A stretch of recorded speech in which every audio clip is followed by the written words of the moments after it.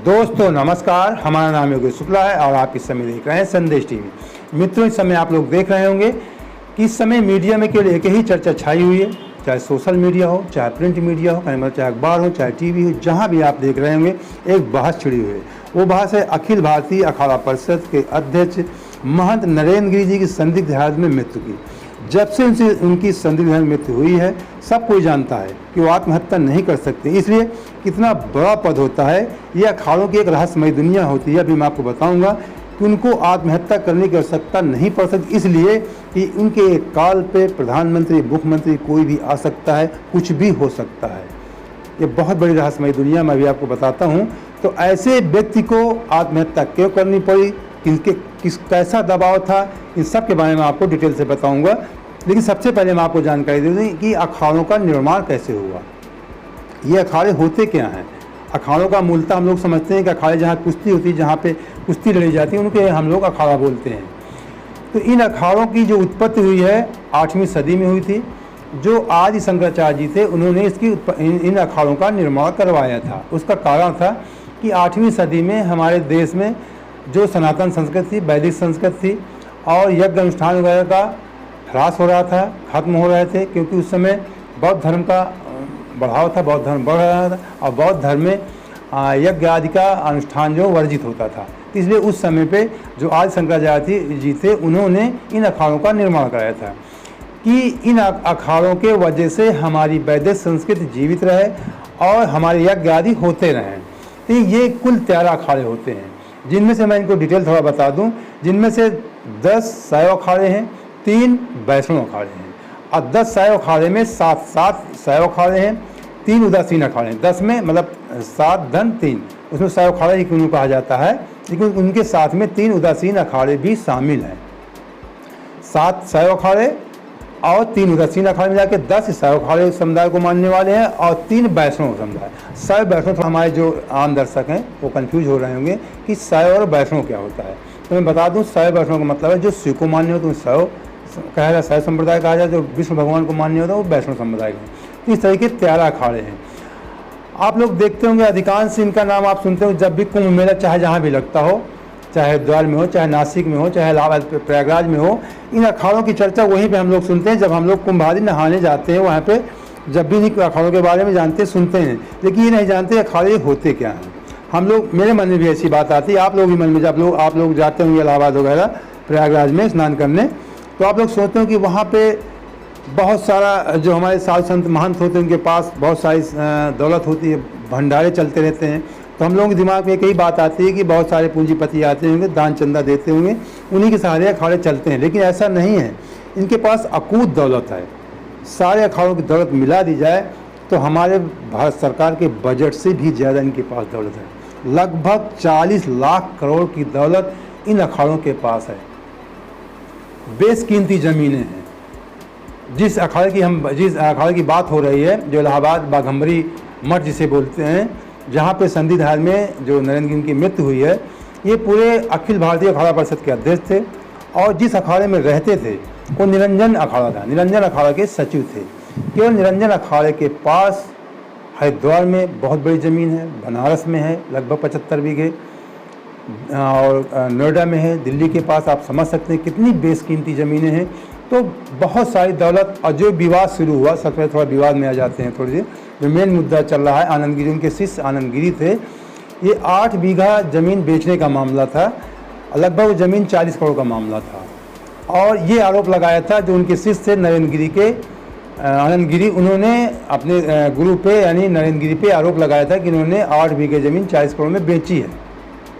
और ये भी आरोप लगाया था कि इन्होंने निरंजन अखाड़े के जो सचिव हैं उनकी हत्या करवाई है। इस तरह के आरोप, इनका वाद विवाद चलता रहा। कुछ दिनों बाद इनका समझौता भी हुआ। जब समझौता इनका हुआ अभी 26 मई 2021 को, कहने का मतलब इसी मई में इनका कंप्रोमाइज़ भी हो गया था।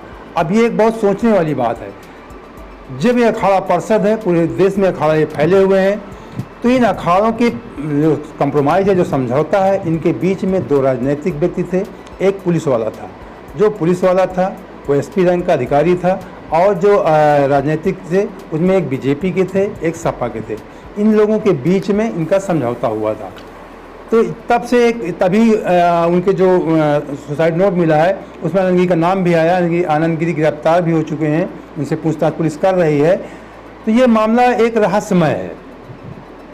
अब ये थोड़ा सा मैं बता दूं कि जो ये 13 अखाड़े हैं, 13 अखाड़े में 10 अखाड़े केवल उत्तर प्रदेश में हैं और 10 अखाड़े उत्तर प्रदेश में हैं, 2 अखाड़े गुजरात में, 1 अखाड़ा कहने का मतलब नासिक महाराष्ट्र में है।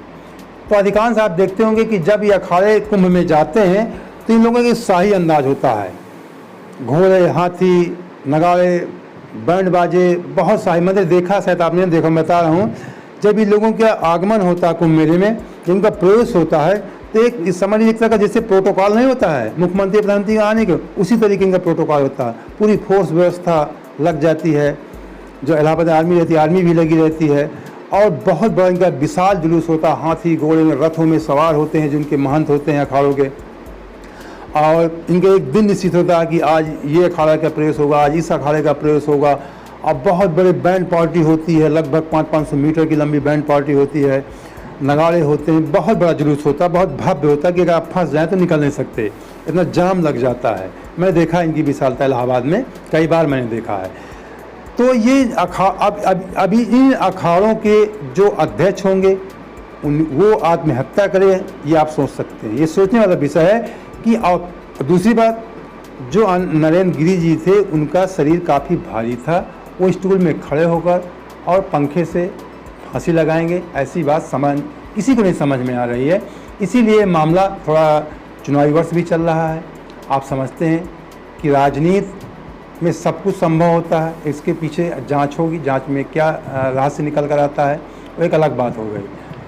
तो इसके पीछे अखाड़े जो होते हैं, अब इन अखाड़ों के मैं बता दूं, अधिकांश क्या सभी अखाड़े जब कुंभ का स्नान होता है, सभी अखाड़े एक साथ स्नान करते हैं। कहने का मतलब एक साथ सारे अखाड़े स्नान करते हैं, जैसे इलाहाबाद में, हरिद्वार में सब एक साथ स्नान करते हैं। लेकिन नासिक में अखाड़े एक साथ स्नान नहीं करते हैं, अलग अलग स्नान करते हैं। कहने का मतलब बता दूं, जो वैष्णव संप्रदाय को मानने वाले जो वैष्णव अखाड़े हैं वो नासिक में स्नान करते हैं, और जो शैव संप्रदाय को मानने वाले यानी शिव को मानने वाले हैं वो त्र्यंबकेश्वर में स्नान करते हैं। ऐसी है जो जानकारी में है। और ये भी बता दूं, एक बहुत महत्वपूर्ण है, इन अखाड़ों में एंट्री कैसे होती। इन अखाड़ों में मतलब कहने का मतलब इन अखाड़ों में स्थायी सदस्य बनने के लिए कम से कम 6 महीने से लेकर के 6 साल भी लग जाते हैं।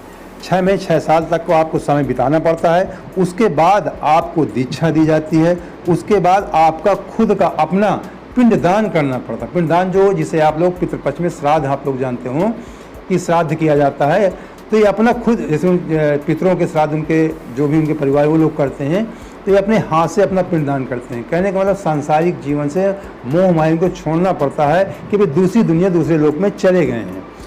और इनकी कहने का मतलब इन अखाड़ों का योगदान हमारे आज़ादी की लड़ाई में भी था, इन लोग बहुत बड़ी योगदान दिया था।